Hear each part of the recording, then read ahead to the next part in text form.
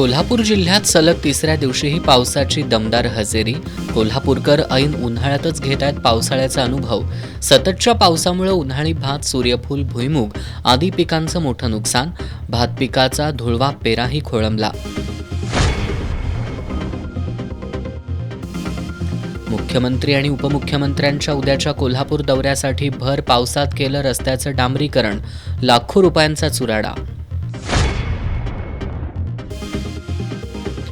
कोल्हापूरचे पोलीस अधीक्षक महेंद्र पंडित यांची ठाण्याला बदली. योगेश गुप्ता कोल्हापूरचे नवीन पोलीस अधीक्षक.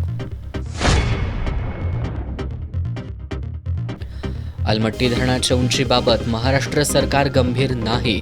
धरणाची उंची वाढवल्यास महापुराची आणखी भीषण परिस्थिती निर्माण होणार. थेट अलमट्टीहून एस न्यूजचा ग्राउंड रिपोर्ट.